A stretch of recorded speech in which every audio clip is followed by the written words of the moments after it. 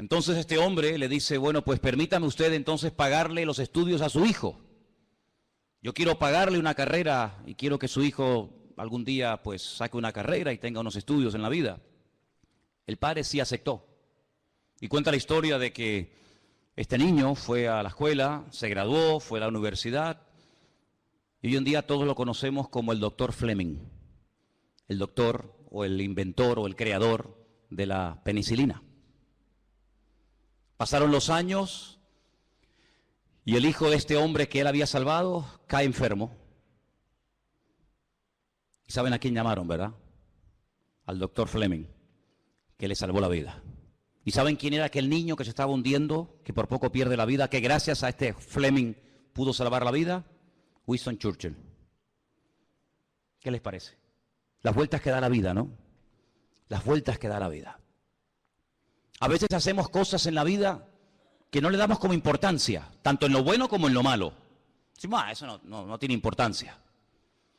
Yo siempre digo que por encima de nosotros hay siempre un ojo que nos observa, un oído que nos oye y un Dios que lo sabe y lo conoce todo. Y cosas que a veces hacemos en el sentido negativo, que parece que nadie se ha enterado, que nadie se ha dado cuenta, siempre hay alguien que sabe lo que hemos hecho, en lo bueno y en lo malo. Y yo siempre digo que los pecados que Dios perdona son aquellos por los cuales pedimos perdón. Si no pedimos perdón por un pecado que hemos cometido, Dios no lo puede perdonar, porque Dios perdona aquello por lo cual pedimos perdón. Pero Dios también toma buena nota de aquellas cosas buenas que hacemos que a lo mejor no han sido vistas, no han sido reconocidas, nadie te ha dado las gracias, las has hecho y han quedado ahí como en puntos suspensivos, ¿verdad? Pero sin embargo Dios ha tomado buena nota de cada una de ellas. ¿Cuántos dicen amén? Si uno analiza objetivamente la vida del Señor Jesucristo, uno dice, Señor, tanto sacrificio, tantos milagros, tantas curaciones, ¿para qué? ¿Cómo te pagaron?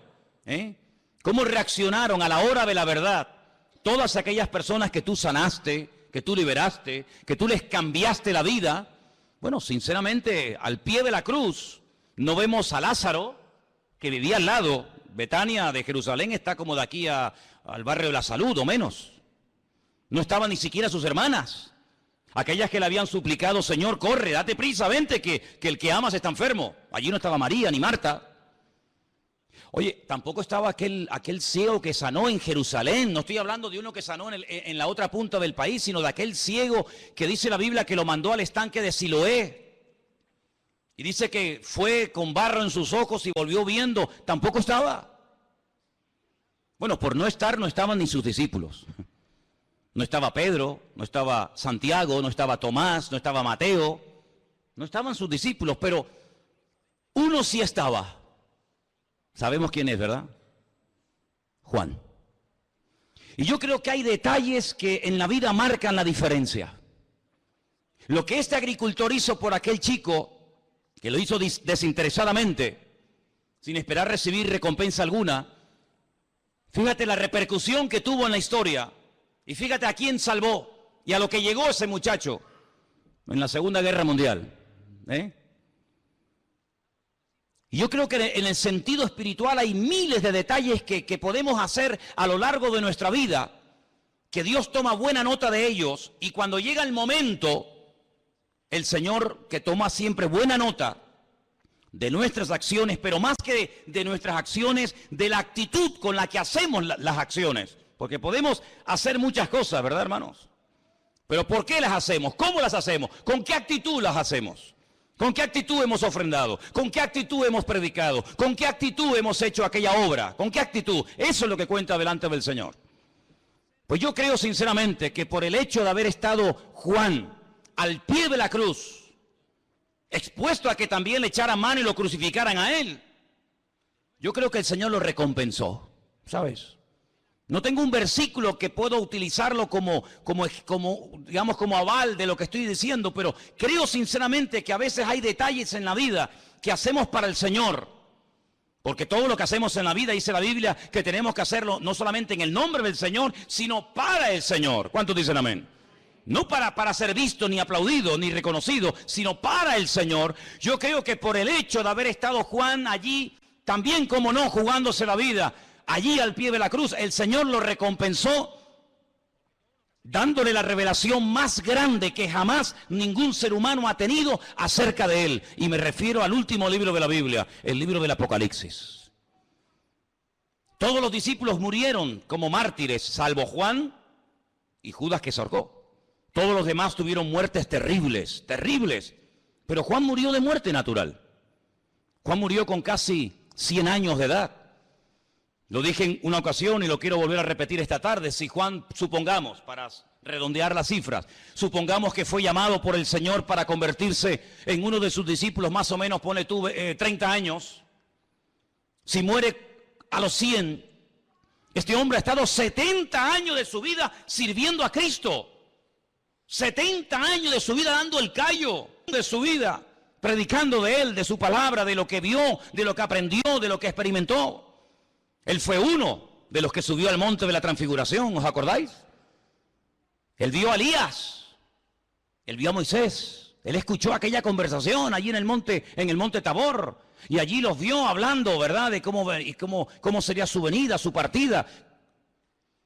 Él vio cosas tremendas y él tuvo durante años, durante muchos años, él tuvo el privilegio de tener en su casa nada más y nada menos que a la madre de nuestro Señor Jesucristo, a Miriam o a María. ¿Cuántas preguntas le habrá hecho Juan a María, verdad? ¿Cuántas conversaciones alrededor de una mesa? Oye, ¿y cómo era él de niño? ¿Y cómo hablaba? ¿Y cómo se comportaba? ¿Y qué te dijo verdaderamente Gabriel? ¿Cuántas conversaciones en tantos años habrá mantenido Juan con María y María con él, verdad? Pero Juan llegó a ser el hombre que vivió más cerca del corazón de Cristo. Así como David fue el hombre que vivió más cerca del corazón de Dios en lo que llamamos el Antiguo Testamento, en el Nuevo Testamento fue la persona que más profunda e íntimamente llegó a conocer al Señor. Yo también lo he dicho, esto que voy a decir ahora en otras ocasiones, pero siempre me ha llamado tremendamente la atención que la última vez que el Señor cena con sus discípulos, Él dice algo, vamos a decir, una especie de profecía, que se cumpliría al pie de la letra. Y es cuando Él dice, hay uno sentado alrededor de esta mesa conmigo, que me va a entregar, que me va a traicionar. Todos los que estaban alrededor de esa mesa, salvo Juan, le hicieron al Señor la misma pregunta. Señor, ¿te refieres a mí? ¿Estás hablando de mí?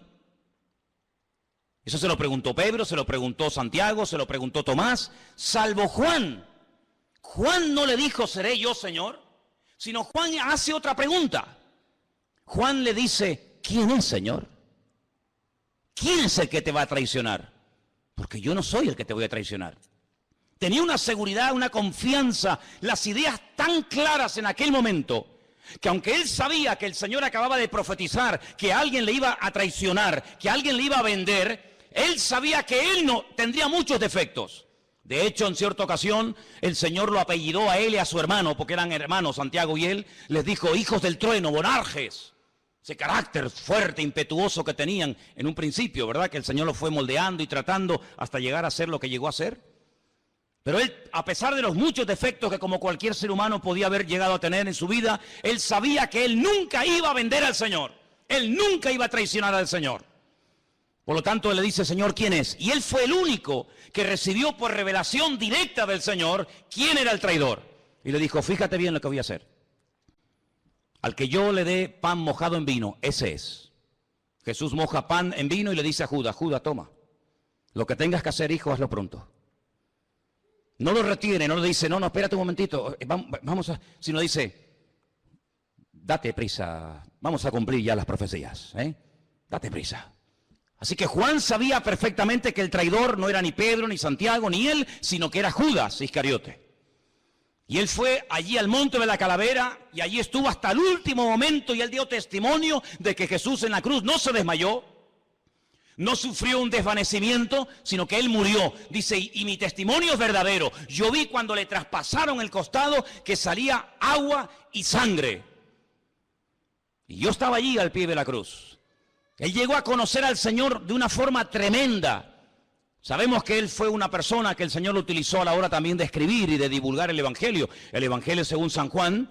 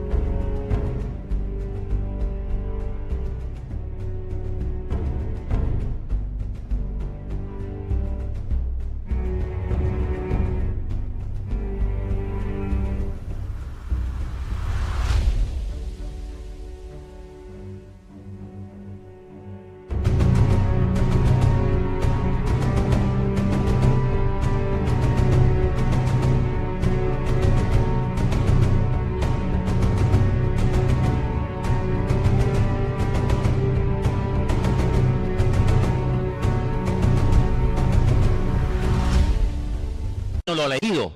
¿Hay alguien aquí que no ha leído todavía el Evangelio según San Juan? Pues no sabes lo que te estás perdiendo. Un evangelio precioso, ¿sí o no? Un evangelio maravilloso. Empieza más o menos igual que el Génesis. Bereshit hayá, en el principio era la palabra, y la palabra era Dios. Y fíjate que su evangelio es un evangelio tan diferente a los demás, que cuando estudiamos los evangelios, al de Juan siempre se estudia aparte, porque las características que contiene el evangelio de Juan son totalmente diferentes a las que tiene Mateo, Marcos y Lucas. Él escoge 7 milagros, como también nos ha enseñado en otra ocasión. Él escoge a propósito 7 milagros que no los llama milagros, sino los llama señales. Y a través de esos 7 milagros o señales, él intenta presentar a Cristo de una forma variada, lo más completa posible, para que la gente se haga más o menos una idea de a quién adoramos, a quién servimos y quién era realmente el Señor. Y yo les enseñé una vez un número que yo no sé si ustedes lo recuerdan. 245 66 11. ¿Sois capaces de aprender ese número? Facilito, ¿no? 245 66 11. A ver. Ya está. El teléfono de Juan. En esos 7 capítulos, el 2, el 4, el 5, el 6, hay 2 en el 6, 6, 9, 11, encuentras esos 7 señales o milagros que él escoge a propósito para presentar a Cristo como si estuviéramos en esta tarde grabando el culto con 7 cámaras diferentes. Una en la izquierda, otra a la derecha, una atrás, una adelante, una arriba, una en diagonal. Cuando terminara la reunión, cuando terminara el culto, si pudiéramos ver en una pantalla todo lo que esas 7 cámaras grabaron, todas grabaron la verdad, todas grabaron el culto, pero desde diferente ángulo. Con una veríamos a unas personas, con otra veríamos a otros hermanos, con otra veríamos una perspectiva diferente a la otra, pero todas grabaron la verdad. Eso es lo que hace Juan. Él comienza su evangelio diciendo que el primer milagro de Cristo, y curiosamente el único que dice cuál fue el primer milagro de Cristo es Juan. Dice que convirtió agua en vino, pero no en un vino cualquiera, sino en un vino de calidad. Luego Él es el Señor de la calidad. ¿Cuántos dicen amén? No hace las cosas de cualquier manera, sino las hace las cosas con categoría, con excelencia. Convirtió el agua en buen vino. Es un milagro profético. Hay muchos tipos de milagros en la Biblia. Este es un milagro profético, porque la Biblia dice que es lo que será, lo mismo que fue. Llegará un momento en el que a la iglesia le faltará el vino. Llegará un momento en el que al pueblo de Dios le falte, ¿verdad?, ese gozo, esa alegría, ese júbilo, esa renovación, y el Señor viene casi en el último momento a renovar lo que el diablo ha querido deteriorar y romper, pero Él viene a restaurar todo, y hasta que no restaure todo, Él no viene. ¿Cuántos dicen amén? Y vemos cómo el Señor sana a distancia. No hace falta que el enfermo esté aquí, cerquita, que se deje tocar, que se deje ministrar. No hace falta, no hace falta. Señor, tengo un criado que está enfermo. Bueno, vamos, no hace falta. Di la palabra. Pues venga, va, tu criado está sano. Y cuando llega, la palabra llegó antes que él. Luego el Señor es el Señor del espacio, de la calidad, del espacio, pero también del tiempo. ¿Cuánto tiempo llevas aquí? 38 años. Venga, levántate, toma tu lecho y anda. Y hace en segundos lo que 38 años de espera absurda y ridícula en el estanque de Bethesda no hicieron. Señor de la calidad, de la cantidad, del espacio, del tiempo. En el capítulo 6 multiplica los panes y los peces, el Señor de la cantidad, camina por encima de las aguas, el Señor que domina la naturaleza. Vamos al capítulo 9, lo vemos sacando a Lázaro de la tumba, el Señor de la vida. Del ciego, y finalmente en el capítulo 11 resucitando a Lázaro. Es decir, que es el evangelista que mejor y más ampliamente presenta al Señor. Y uno dice, después de haber estado 70 años sirviendo al Señor, después de haber estado predicando el evangelio 70 años, ¿queda algo todavía por decir de Cristo? ¿Queda algo que por descubrir del Señor? Por supuesto, no te quepa la menor duda. Si hay alguien entre nosotros en esta tarde que piensa que por mucho tiempo que lleves en la iglesia, por mucho tiempo que lleves convertido, ya lo sabes todo, te equivocas. Aún estamos en pañales. Todavía hay mucho camino por recorrer, hay mucha revelación por recibir, hay mucho conocimiento por adquirir, y todavía no conocemos ni la 10ª parte de lo que Él es y de lo que Él es capaz de hacer por nosotros. ¿Cuántos dicen amén? Aún faltaba el Apocalipsis, amigo. Ay, amigo. Si te quedas sorprendido con los 7 señales o milagros de San Juan, cuando te vas al Apocalipsis, ahí te pierdes, allí dice, Dios mío, qué grande tú eres. Por ejemplo, en el capítulo 1 hemos leído esta tarde que el Señor se presenta y le dice, por ejemplo, en el versículo, vamos a leer si queréis a partir del versículo 4. Juan escribe un mensaje a 7 iglesias que están en Asia Menor. Y lo primero que les dice es del que era, o del que es, del que era y del que ha de venir. Y aquí hay un juego de palabras que no se aprecia en español, pero él juega con el verbo ser. Jajobé, Bejayá, Beyabó. Hay un juego de palabras con el verbo ser. Si era, es que es, y si es que será. En hebreo no existe el verbo ser en presente. No existe el verbo ser. Hay 2 verbos en hebreo que no existen. El presente del verbo ser y el verbo tener. No existe verbo tener en hebreo. No se puede decir yo tengo, utilizando una forma verbal, presente, pasado y futuro, sino que se emplean letras para convertir esas letras en pasado, en presente, en futuro o en algo temporal, porque lo que yo tengo es algo transitorio. ¿Qué tienes tú? Un coche, mañana te lo pueden quitar o robar. ¿Qué tienes tú? Una casa, mañana se puede quemar. Luego, el tener es algo tan absurdo, sin embargo, nos apropiamos de lo que creemos que somos y de lo que creemos que tenemos, y ni somos ni tenemos, porque el único que es y el único que tiene es el Rey de Reyes y el Señor de los Señores. No hay nadie más que Él. Pero cuando Él se presenta en el libro del Apocalipsis, dice, es que yo era. Y hay un momento en su ministerio que Él dice, yo era antes de Abraham, y le dicen, pero si tú no tienes ni 40 años, ¿cómo que tú eres antes que Abraham? Claro, ¿con quién te crees que caminaba y hablaba Abraham? ¿Quién te crees que se presentó en la casa de Abraham y le dijo, el año que viene vas a ser padre y tu mujer vas a dar a luz? ¿Quién te crees que fue a decírselo? ¿Quién te crees que fue? Adoní, mi Señor. Abraham no se postraba ante nadie ni ante nada.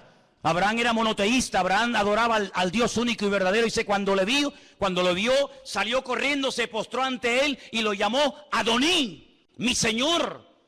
Qué honor tan grande recibir a mi Señor en casa. Y entonces el Señor le comunica la próxima destrucción de Sodoma y Gomorra. ¿Con quién te crees que hablaba David? ¿Con quién te crees que hablaban los profetas del Antiguo Testamento? ¿Con quién te crees que hablaba Isaías y recibía revelación cuando relató su crucifixión? Es como si el Señor le dijera, mira, apunta ahí, escribe. Y le corre el velo del futuro y le dice, escribe cómo voy a ser crucificado, humillado, maltratado, crucificado, muerto, resucitado. Escríbelo. Es decir, Él ya era antes del principio de los tiempos, antes de Génesis 1 ya Él existía, porque Él es eterno. ¿Cuántos dicen amén? Como hombre, como persona, su naturaleza humana tuvo un principio, evidentemente. Pero como Dios, a Dios no lo ha creado nadie. En el principio era el Verbo y el Verbo era Dios. Por lo tanto, Él es eterno. En el principio creó Dios los cielos y la tierra, pero ¿quién creó? ¿Dios o Jesucristo? ¿Quién fue? ¿Uno u otro? El mismo. Elohim, el único nombre de Dios que está en plural. El único nombre que está en plural. La traducción literal sería dioses. En el principio los dioses crearon los cielos y la tierra. Y decimos, ¿cómo que los dioses? ¿Cuántos hay? Hay uno, pero ese Dios es plural. Ese Dios se manifiesta a veces como padre, a veces se presenta como hijo, claro. Pero no hay ningún problema en ello, que yo soy padre. Ahora mismo yo soy padre y al mismo tiempo soy hijo. No tengo que desdoblarme, no tengo que dejar mi naturaleza de padre para convertirme en hijo o dejar de ser hijo. No, soy al mismo tiempo padre, hijo, marido, pastor, amigo, lo que tú quieras. Y Él se presenta a veces como hijo, a veces se presenta como Dios. No hay ningún problema en ello. No hay ningún problema. Además, si Dios no pudiera humanarse, si el Señor no pudiera encarnarse, entonces no es todopoderoso. Está limitado, quiero pero no puedo. Pero Dios puede hacer lo que quiera, porque Él es el Dios todopoderoso, arriba en el cielo y abajo en la tierra. No hay ninguna limitación para Él. ¿Cuántos dicen amén? Por lo tanto, amados hermanos, cuando Juan comienza a recibir aquella revelación, se da cuenta de que aquel que estuvo con ellos durante 3 años caminando, multiplicando los panes y los peces, caminando por encima de las aguas, era Dios en carne y hueso. Y por eso al final del ministerio dice que todos se postran y lo adoran. Nunca lo habían hecho, pero ese día sí, lo adoraron. Y después de haberle adorado, volvieron a Jerusalén con gran gozo, dice la palabra, ¿verdad? La pregunta es, ¿tú tienes claro quién era Él? Porque hay algunos que no sé, ¿tienes claro quién era Jesucristo? Un gran sanador, un gran médico, un gran orador. Pero aparte de eso, ¿quién era verdaderamente el Señor? Era Emmanuel, era Dios con nosotros. Se metió en un frasco, se limitó, claro, en espacio y en tiempo, como todos los seres humanos, Pero por encima de eso, nunca perdió su capacidad es divina. Es más, cuando un día viene una persona que no se habían visto teóricamente nunca en la vida, Jesús dice, chicos, escúcheme bien, mira, ahí viene un verdadero israelita. Y Natanael le dice, Señor, pero si tú a mí nunca me has visto, si no nos conocemos, dice que no, yo te vi a ti el otro día cuando estaba debajo de la higuera. Y Natanael dice, Señor, dice, no te sorprendas por esto no es más que el principio, a partir de ahora vas a ver ángeles que suben y bajan, suben y bajan, suben y bajan sobre la vida del Hijo del Hombre, por lo tanto no te sorprendas, ¿te das cuenta? Así que, amados hermanos, lo vemos a Él, sí, limitado en espacio y en tiempo, pero lo vemos a Él que Él no es controlado por nada ni por nadie. Él es capaz de hacer milagros creativos, de crear de la nada cosas que no existen, de multiplicar los panes y los peces, de caminar por encima de las aguas. Él es capaz de resucitar muertos que hace más de 72 horas que están ya muertos y pudriéndose en un cementerio. No hay problema en ello. Y lo tiene que llamar por nombre, porque si solamente hubiera dicho ven fuera, sale todo el cementerio fuera. Él tiene todo el poder y tiene toda la autoridad, no hay nada que lo limite, absolutamente nada. Él es capaz de bajar al infierno y decir al diablo, dame las llaves, fuera, se acabó. Aquí el que manda, el que controla, el que abre y el que cierra soy yo. Él es el Dios todopoderoso, ¿cuántos dicen amén?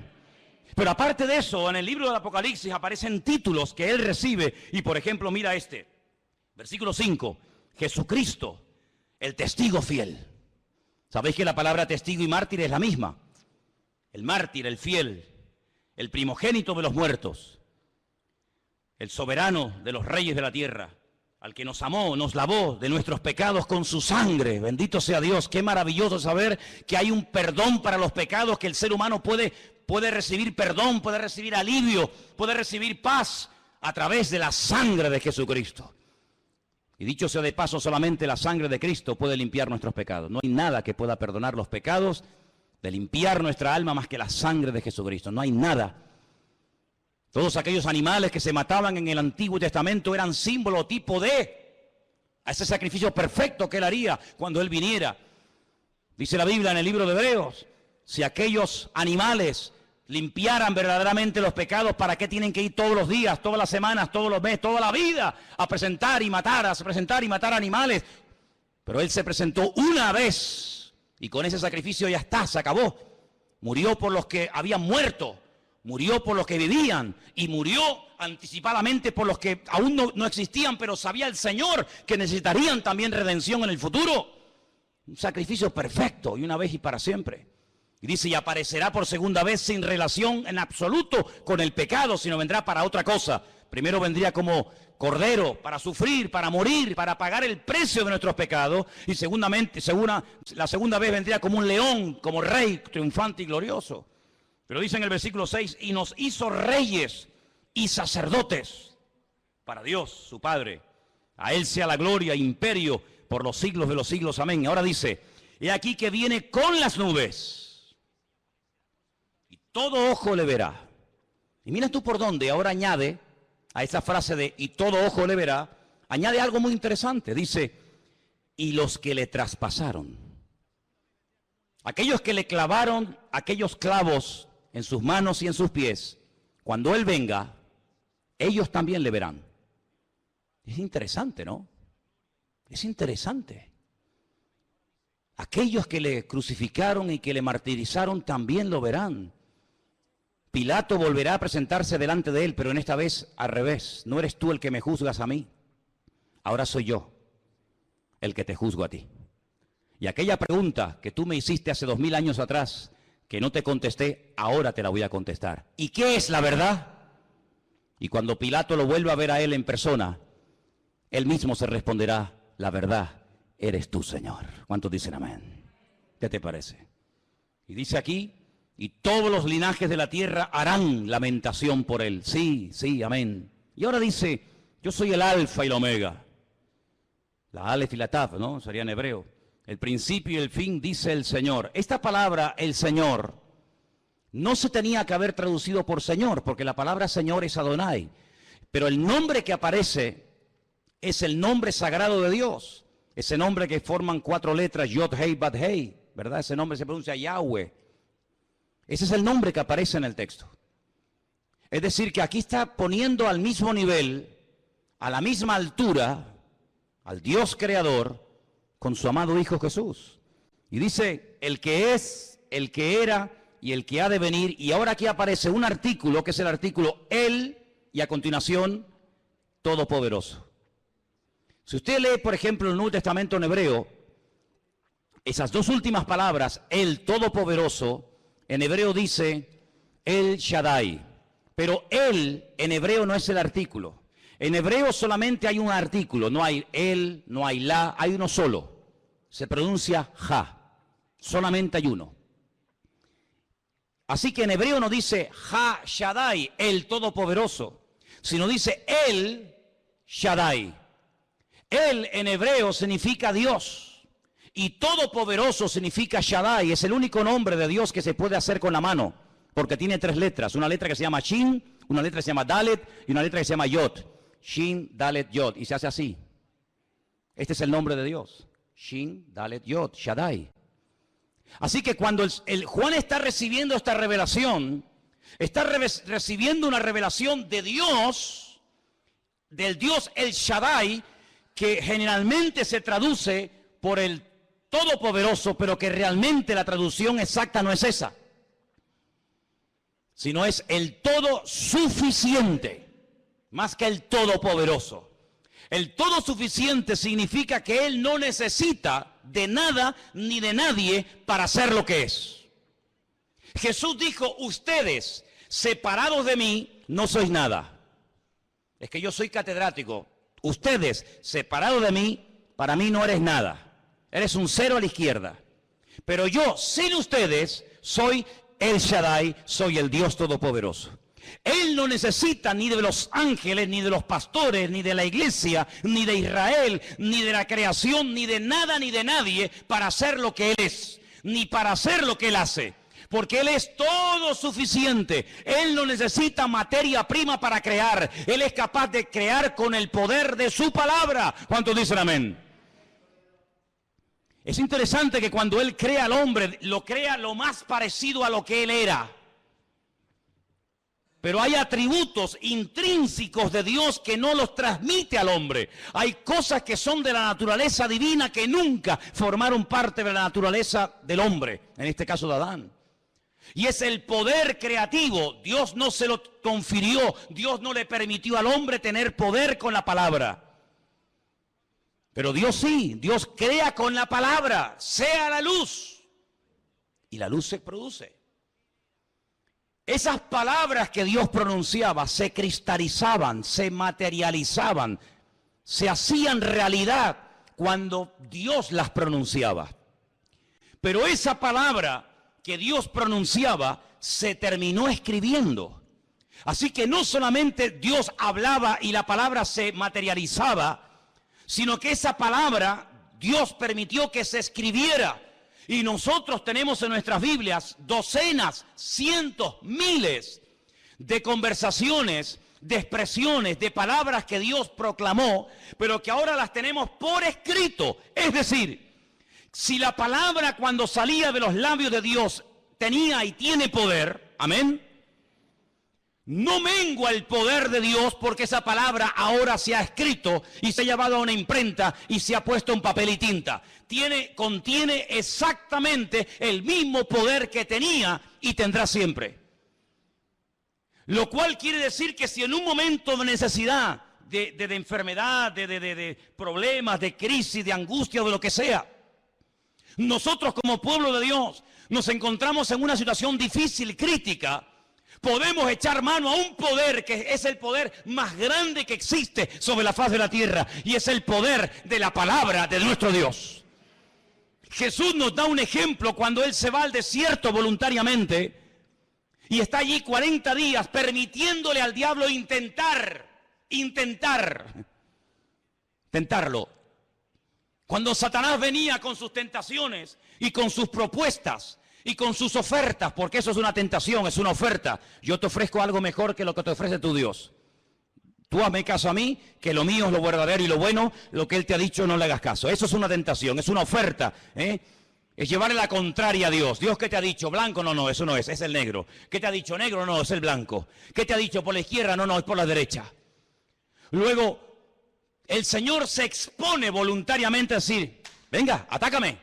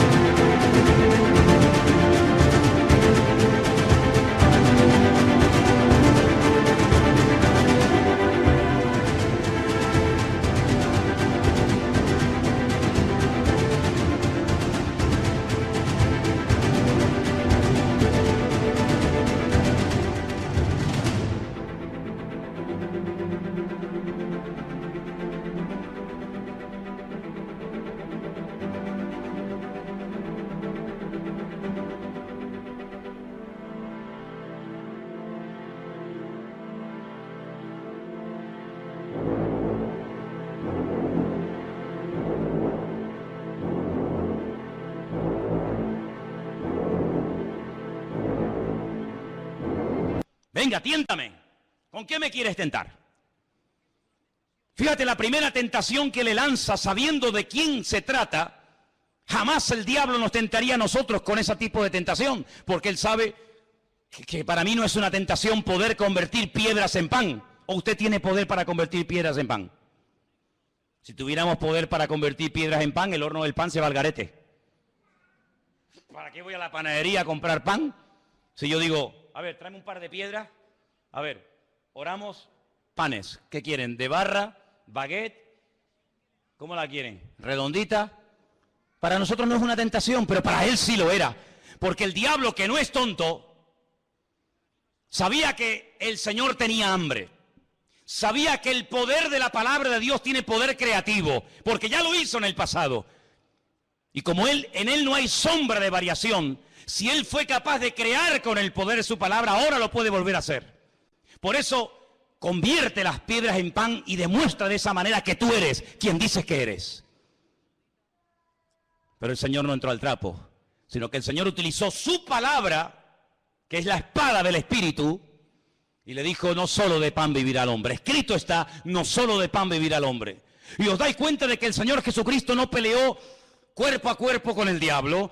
El Señor Jesucristo no entró en discusiones porque tú dijiste, porque yo te dije. No, sino echa mano del poder más grande delegado en este mundo, que es el poder de la palabra de Dios. Luego, lo que tú llevas en tu mano, en tu bolso, en la guantera de tu coche, lo que tú tienes encima en este momento es dinamita, mi hermano. Es un poder impresionante que el diablo lo conoce y lo sabe más que tú. Por eso lo que tenemos que hacer a partir de ahora, cuando vengan tentaciones, cuando vengan dificultades, búscate el versículo clave, claro, que no te venga el diablo con una tentación y le responde diciendo, Jesús lloró. No, porque eso no pega ni con cola, hijo. ¿Me entiendes? Sino tienes que conocer la palabra y echar mano del tesoro de tu corazón. Decir, un momento, amigo, que hay un texto que viene ahora de perla, y entonces sacas el texto idóneo y rácata, le pegas al diablo y lo desbarata. ¿Por qué? Porque el poder de la palabra está en ella. ¿Cuántos dicen amén? Qué tremendo, ¿no? Qué tremendo. No me ha dado poder creativo a mi palabra, pero como su palabra mora en mí, cuando su palabra sale de mí como instrumento, tiene el mismo efecto y la misma repercusión en el mundo natural y en el mundo espiritual que en la época del Señor, que en la época del Antiguo Testamento, porque su palabra no ha cambiado. El cielo y la tierra pasarán, pero su palabra siempre permanecerá. Apláudale fuerte al Señor en esta tarde, hermano. La palabra de Dios tiene poder, aleluya. Es la espada del doble filo. La espada de doble filo. ¿Con qué le cortó la cabeza Goliat o David a Goliat? ¿Con qué se la cortó? Con la espada. Lo hirió con la piedra, pero lo mató con la espada. Hay gente que sabe tirar piedras. A veces no saben a quién apuntan, al que se ponga por delante. Pero si tiras piedras contra el enemigo, recuerda después utilizar la espada del Espíritu, porque la piedra era para tumbarlo, pero la espada era para rematarlo. Y eso es muy importante, que en la vida cristiana no dejes cabos sueltos. No digas, ay, ya no voy a fumar más. Señor, soy libre, pero tienes el cartón de Winston ahí dentro de la mesa noche. Le has pegado una pedrada, te sientes fuerte, estás eufórico, hoy estás subidito de fe, Vas por la vida sacando las plumas del pavo real y sales del culto que me voy a comer allí. Sí, sí, pero allí tienes en el cartón lo tienes allí en la mesa noche, ¿eh? Y llega un día, un bajón, te critican, te sale mal el negocio, no te salieron las cosas como tú esperabas, y entonces dices, bueno, total, una vez el Señor sabe, y ahí lo tienes. ¿Por qué? Porque hay que utilizar la espada y rematar la faena. Y nunca mejor dicho, ¿cuántos dicen amén? Ahora fíjate qué interesante. El Todopoderoso,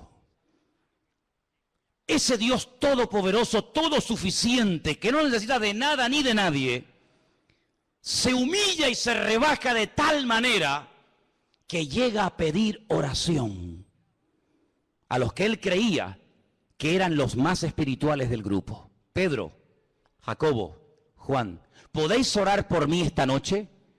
¿Nosotros por ti? Sí, porque hoy, en esta noche, en este momento, mi alma está triste hasta la muerte. ¡Qué humildad del Señor! ¡Qué humildad de pedir oración! El infierno estará lleno de soberbios y de orgullosos que no quieren reconocer ni dar su brazo a torcer, que ya se pueden estar ahogando, ya se pueden estar hundiendo, pero siempre dan la imagen de que yo puedo y de que yo controlo. Sin embargo, el mismísimo Señor Jesucristo dijo, hoy pido oración. Hoy no voy a orar por los enfermos, hoy no voy a orar por ustedes, hoy les pido a ustedes que oren por mí. Y para entrar en Jerusalén pidió prestado un burro.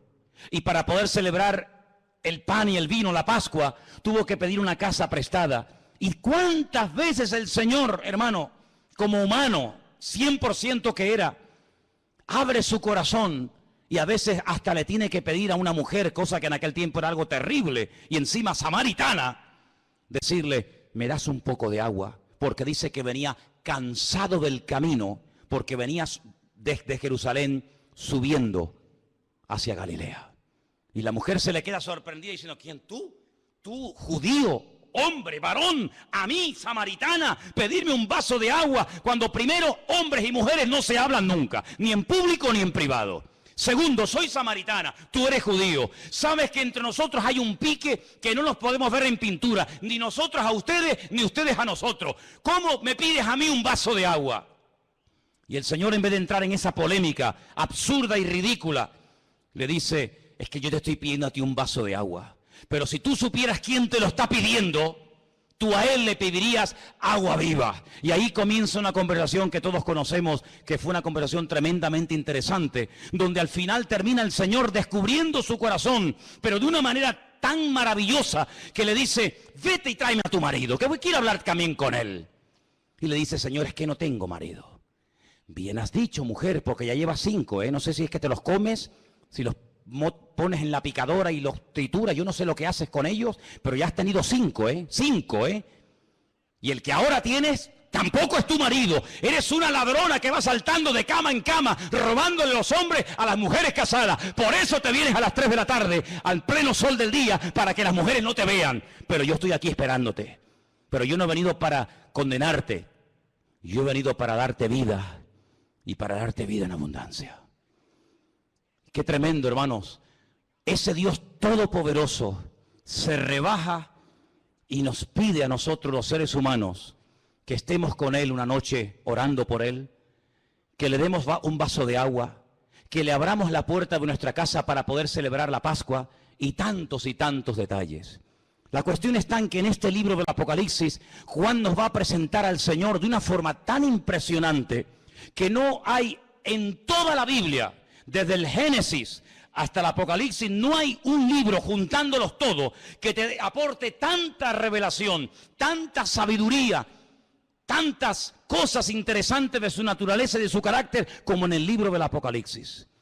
Fíjate que, por ejemplo, si seguimos leyendo en el versículo 9, Juan estaba en la isla de Patmos no de vacaciones, no estaba haciendo turismo, sino que estaba allí desterrado, dice, por causa de la palabra, estaba en Patmos por el testimonio de Jesucristo, pero él no estaba en una actitud de queja, él no estaba en una actitud de lamento, él no estaba despotricando contra todo. Fíjate tú, con casi 100 años de edad, mira la que se me ha venido encima. No, sino él está en el Espíritu, en el día del Señor. como tenemos que estar todos y cada uno de nosotros, en el Espíritu, conectados con Él. Y como estaba bien, estaba alineado con el Señor, oyó la voz del Señor. Hay gente que dice, es que yo no oigo a Dios. Claro, pues si estás en la carne todo el día. Si estás en la carne. Si es que apenas oras, apenas te congregas, apenas sabes algo de la Biblia. ¿Cómo te va a hablar Dios a ti? Es que aunque te hable no te enteras, porque estás en otra frecuencia. Pero mira cómo a este le hablaba y oía. Mira cómo a este le habla y sabe que es el Señor. ¿Por qué? Porque estaba en el Espíritu. No estaba despistado. Y mira que tenía motivos para quejarse, para lamentarse. No, él estaba en línea con el Señor. Y el Señor le habla. Y entonces el Señor le dice, yo soy el alfa, el omega, el primero, el último. Y le dice, escribe en un libro lo que ves. Envíalo a las iglesias que están en Asia. Y ahí menciona las famosas 7 iglesias del Apocalipsis. Pero en el verso 12 dice, y me volví. Luego el Señor le estaba hablando detrás y él se tuvo que volver. No hay momentos en la vida, ¿no crees que puede haber momentos en nuestra vida, en nuestra relación con el Señor, en el que a lo mejor vamos demasiado rápido y lo hemos dejado a Él atrás? Porque vas a ver más adelante, si lees en el capítulo 3, que hay una iglesia que empezó el culto. Empezó el culto como nosotros esta tarde, cantando, alabando a Dios, un mensaje, una predicación, tal vez un testimonio, yo qué sé. Y dice la Biblia que el Señor se presenta a esa iglesia y está llamando a la puerta y dice, oye, que si alguno oye mi voz y abre la puerta, entraré a él, cenaré con él y él conmigo. Y si habían dejado al Señor fuera y había comenzado la reunión y la iglesia no se había dado cuenta de que el Señor estaba fuera, mi pregunta es, ¿a quién le estaban cantando entonces? Luego existe la posibilidad de estar cantándole al aire. Existe la posibilidad de haber perdido la gloria, la presencia del Señor por el camino y no haberse ni dado cuenta. Porque no es el primero ni el último caso de personas que incluso iban a la guerra creyendo que Dios iba con ellos. Y ya yo hacía mucho tiempo que no estaba con ellos. ¿O qué te crees? ¿Que Dios está contigo porque lees la Biblia y vienes aquí? No, es mucho más serio que eso. Anoche pecando con Dalila. Y mañana enfrentarme a los filisteos. ¿Pero tú de qué vas? ¿Tú te crees que esto es posible? Y el Espíritu del Señor se apartó de él y él no se había dado cuenta. Increíble. Por eso hay momentos que hay que pararse y decir, oye, estoy haciendo las cosas decentemente y con orden. Estoy obedeciendo al Señor. Porque el Señor me está hablando, pero la voz la oigo allá atrás. No me está hablando delante, luego Él va adelante y yo le sigo. Sino que me está hablando y me tengo que dar la vuelta y decir, uy, pues si el Señor está allí. ¿No tuvo que volver un día su madre y su padre, José y María, a Jerusalén porque lo habían perdido? ¿Sí o no? Si no, es que perdieron al niño. No, yo creo que el niño no se perdió. Yo creo que los padres eran los que estaban perdidos. Porque el niño estaba donde tenía que estar. En la casa de mi padre, en los negocios de mi padre, es donde yo tengo que estar. Se volvió. Y entonces cuando se volvió para ver la voz, esto es muy interesante, porque las voces no se ven, las voces se oyen. Pero ocurre exactamente lo mismo que en el monte Sinaí. Cada vez que hay una revelación espectacular de la gloria del Señor, los sonidos se ven, no se oyen, se ven. Dice que ellos vieron en el monte Sinaí, ellos vieron el sonido de la trompeta. Y no es un fallo de traducción. Porque volvemos otra vez al Apocalipsis y dice, me volví para ver la voz. Es interesante notar, ¿no? ¿Qué nivel, qué dimensión de revelación hay que se puede incluso ver hasta el sonido? Porque el sonido se puede ver, pero no con el ojo humano. Pero en ese nivel de relación sí se puede ver. Y dice que vuelto vi 7 candeleros de oro. Esto es muy interesante porque ahora vamos a ver la explicación. En medio de los 7 candeleros, a uno semejante al Hijo del Hombre, vestido de una ropa que le llegaba hasta los pies, ceñido por el pecho, con un cinto de oro. En su cabeza y sus cabellos eran blancos como la lana, como blanca lana, como la nieve. Sus ojos como llama de fuego, sus pies semejantes al bronce bruñido, refulgente como en un horno, y su voz como estruendo de muchas aguas. Esto está muy bien. La descripción del Señor que se le está presentando en Patmos es impresionante. Nunca Juan lo había visto así. Nunca lo había visto así. Lo había visto desfigurado, lo había visto comiendo, lo había visto predicando, lo había visto echando fuera demonios, lo había visto sanando enfermos, lo había visto caminar por encima de las aguas, lo había visto de muchas formas, pero nunca lo había visto de esta forma, nunca. Entonces un nivel superior de comunión con el Señor. Pero antes de verlo a Él, antes de describir con esta exactitud como Salomón describe a la amada, o la amada describe al amado en el libro del Cantar de los Cantares, que lo describe con una exactitud, y cómo lo describe también porque lo conocía, y cómo sabía cómo eran sus piernas, sus pechos, sus ojos, sus orejas, sus pies, su cabello, pues porque lo conocía, porque es imposible poder describir a un hombre o a una mujer con esa perfección si tú no tienes ese nivel de intimidad, ese nivel de comunión. Pero mira cómo ella lo describe perfectamente. Dice, ¿habéis visto a mi amado? A mi amado, ¿de tu amado? ¿Y quién es tu amado? Dice, mi amado en un grupo de 10.000 destaca por encima de los demás y dice, porque mi amado es, y comienza a describirlo con una perfección tremenda. Pero ¿cómo lo conoce también? Amigo, porque cuando uno tiene comunión con el Señor, uno descubre el corazón de Dios, sabes cómo habla, cómo se mueve, qué le gusta, qué no le gusta, igual que en un matrimonio. Pero antes de verlo así y de describirlo, lo que ve son 7 candeleros. A mí me hace gracia cuando hay gente que dice, no, yo no he dejado de leer la Biblia, yo no he dejado de orar en casa, pero yo no me congrego. Entonces, ¿tú qué te estás inventando una Biblia a tu manera? ¿Un cristianismo paralelo? Porque lo primero que tuvo que ver Juan es a las iglesias. ¿Pero a cuáles? ¿Las más bonitas? ¿Las perfectas? No. Las iglesias donde había falsas profecías. Las iglesias donde había falsas doctrinas. Las iglesias donde había discrepancias los unos contra los otros. Las iglesias que decían, nos hemos enriquecido, de ninguna cosa tenemos necesidad. Y el Señor dice, ¿que no tenéis necesidad de nada? Si sois pobres, ciegos, desnudos y venturados, que no sabéis nada. Primero tienes que ver a mi pueblo, a mi cuerpo, a mis hijos, para después verme a mí. Hay muchos que quieren solamente tener una comunión con Él, pero dice la Biblia que si alguno dice que ama a Dios y aborrece a su hermano, tú eres un mentiroso. Y te lo digo así en la cara, tú eres un mentiroso. ¿Usted ama a Dios y no puedes ver a este en pintura? ¿Y no puedes ver a esta en pintura y cuando viene por aquí te haces el loco y vas por la otra calle para que no te vea? Usted es un mentiroso según la palabra de Dios. Porque dice que el que dice que ama a Dios y aborrece a su hermano es un homicida y es un mentiroso. ¿Por dónde empieza el amor a Dios? Si usted nunca ha visto a Dios, ¿sabe cómo es Dios? Usted nunca ha visto a Dios, nunca lo ha visto. Usted nunca ha oído la voz audible de Dios. Pero ¿dónde comienzo a descubrir a Dios? ¿Dónde comienzo a conocer al Señor? En el pueblo de Dios. Y cuando uno ve al pueblo de Dios, uno dice, pero Señor, es que tu pueblo no es perfecto. Claro, pero cuando tú conoces al pueblo de Dios, ¿sabes de quién te enamoras? ¿De quién? Cuando tú ves a los hermanos, cuando tú ves al pueblo de Dios, cuando tú ves el estado de las iglesias, ¿de quién te enamoras? Algunos dicen de los hermanos, ¿sí? No me diga, qué espiritual. Cuando yo veo a los hermanos y veo las iglesias y veo las congregaciones, yo me enamoro de Dios.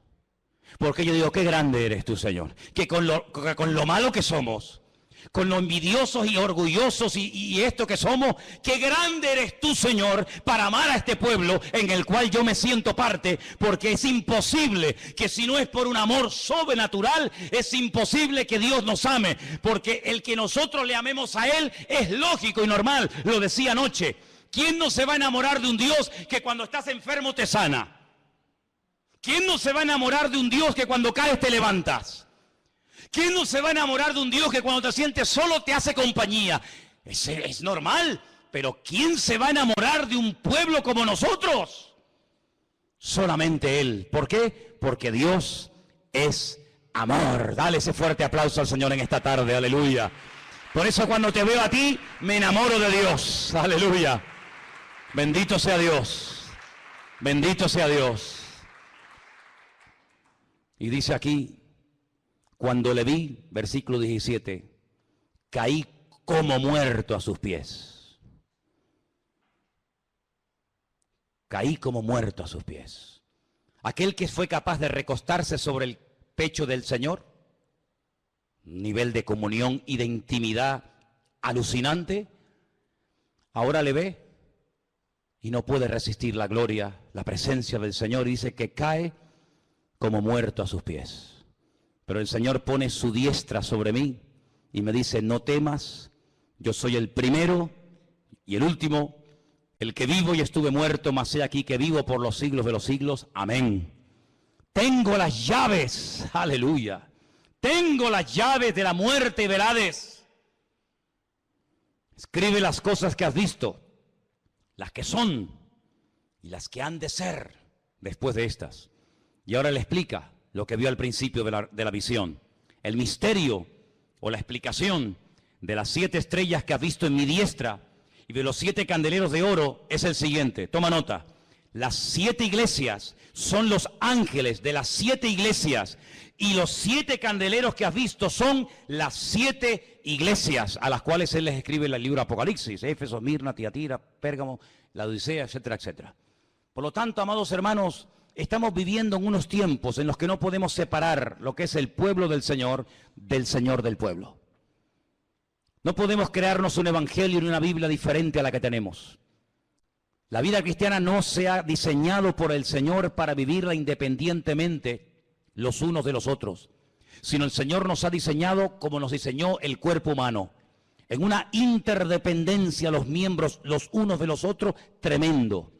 De tal manera que todos los miembros de nuestro cuerpo se necesitan los unos a los otros. Y hay de un miembro de nuestro cuerpo que por lo que sea, por enfermedad, por deterioro, por lo que sea, se enferma, se estropea, se enferma. Tenemos un problema tremendo. Porque no hay ningún miembro de nuestro cuerpo que haya sido creado para sustituir a otro. Por eso a veces hay que poner prótesis. Por eso a veces hay que poner trozos de vena o corazones, a veces hasta de plástico, y a veces hay que poner piernas y brazos. ¿Por qué? Porque el ser humano no es como un pulpo que pierde un brazo y a los 3 meses tiene otro, o como un lagarto que sale corriendo y deja la cola para que no lo mate y a las pocas semanas tiene otra cola. El ser humano no, lo que pierdes ya no lo puedes recuperar más. La única forma de poder recuperar el gozo perdido, la victoria perdida, la fe perdida, la unción perdida, es buscándola a Él, porque no te puedes regenerar a ti mismo. Y por eso, amados hermanos, tenemos que depender diariamente del Señor, porque nuestro amor, nuestra fe se agota. Nuestra paciencia tiene un límite. Nuestro conocimiento llega un momento que digo, Señor, yo ya no puedo meter más en la cabeza, ya no me cabe más. Pero el Señor dice, venid a mí. Los que están cargados, los que están agobiados, trabajados, dice que yo lo primero que voy a hacer es hacerles descansar. Y creo que en estos tiempos tenemos que aprender a descansar ¿en qué? En Dios. Ahora en estas últimas semanas se está oyendo hablar mucho acerca de política. Habéis visto, ¿no? En los bares, en las familias, en las casas, incluso aquí hasta a veces en la iglesia, ¿no? Me escucho a gente hablando de política, y algunos tienen esperanzas de que, bueno, si ahora entra fulano o entra mengano, ¿sabéis una cosa? Yo no tengo esperanza, ni confianza, ni fe en ninguno. En ninguno. Maldito el hombre que confía en el hombre. Y algunos, como si le dieran comisión, ¿no? Algunos hablan como dicen, bueno, pero a ti te dan comisión por lo que estás diciendo. Si usaras la misma verborrea y el mismo entusiasmo para defender el Evangelio de Jesucristo como defiendes a fulano, a mengano, tendríamos que levantarte un altar o darte el premio Nobel, ¿no? Yo no defiendo a nadie. Porque todos mienten, porque todos van a lo suyo. Y porque al único que tenemos que adorar, honrar y agarrarnos fielmente, porque ese sí que promete y cumple, ese sí que promete y cumple, es el Señor de señores y el Rey de reyes. Y tenemos que partir de la base que la historia, quien la controla no es tú ni yo. La historia, las naciones, los pueblos, quien quita, quien pone, es el Eterno, el Señor. ¿Quién puso a Faraón en Egipto? Dime. Puso un faraón bueno y allí se iban todos. Y puso un faraón malo, ¿sí o no? Y hay momentos que hay que ir a Egipto y momentos que hay que salir de Egipto. Amigo, ¿quién levantó a Nabucodonosor? ¿Quién levantó a las autoridades del pasado, del presente y del futuro? ¿Quién es el que quita, el que pone, el que cierra y el que abre? ¿Quién? Dios. Dios es el que quita y el que pone. Y nuestra obligación, hermanos, es orar para que la voluntad de Dios se haga. Y si tiene que entrar fulano, o salir mengano, o entrar este, o entrar el otro, a mí me da igual. Porque yo sé en quién he creído. Y yo sé que a veces para que el pueblo de Dios se acerque más al Señor, se tienen que poner las cosas difíciles. Tenemos la tendencia, los cristianos europeos, tenemos la tendencia, las iglesias de Europa, de esta parte del mundo, de orar para que no vengan cosas malas, de orar para que no venga persecución, de orar para que todo vaya mejor, de orar para que entre el mejor, el más no sé qué. No me digas. Y sin embargo tú analizas cómo está el nivel de la iglesia en otras partes del mundo y le ha pasado por encima a la iglesia de Europa. Países donde hay guerras, persecuciones, matanzas, crucifixiones, hermanos degollados. Y sin embargo no dejan de orar y de buscar al Señor. He estado en lugares donde no hay la libertad que tenemos aquí, bueno, la supuesta libertad que tenemos aquí. Y sin embargo he visto un nivel de fe y de crecimiento y de madurez mucho más elevado que el que tenemos aquí con toda la famosa democracia y con todas las historias. Por lo tanto, amados hermanos, al que tenemos que buscar es al Señor. Buscarlo a Él, que se haga la voluntad de Dios. Y si Dios tiene que levantar a un Nerón, que lo ponga el Señor. Y si Dios tiene que quitarlo, pues que lo quite. Y si Dios tiene que levantar a un Ciro, como levantó en el Antiguo Testamento a un rey pagano, para financiar la obra de Dios, pues que lo levante. Así que, amados hermanos, pongamos la confianza en el Cristo resucitado, porque Él no está muerto, Él está vivo. No pongas la confianza en la pensión, no ponga la confianza en sus ahorros, pon la confianza en Dios. Porque muchos en este país pusieron su confianza en sus ahorros, en su plan de pensión, y mira cómo están, gritando, desesperados por las calles, pidiéndole al hombre que le devuelva lo que el hombre le quitó. Pero lo que Dios te da, nadie te lo puede quitar. Mira la jubilación de Juan, mira la jubilación de nuestro hermano Juan, 100 añitos, 100 años, solito en la isla de Patmos, pero teniendo las revelaciones más espectaculares que ni Daniel, ni Jeremías, ni nadie en la Biblia tuvo las revelaciones que él tuvo. ¿Por qué? Porque estaba en el Espíritu en el día del Señor. Así que quiero que en esta tarde oremos, cierres tus ojos un momentito y le pidas al Señor que en estos tiempos difíciles y raros y extraños de cambios o de posibles cambios,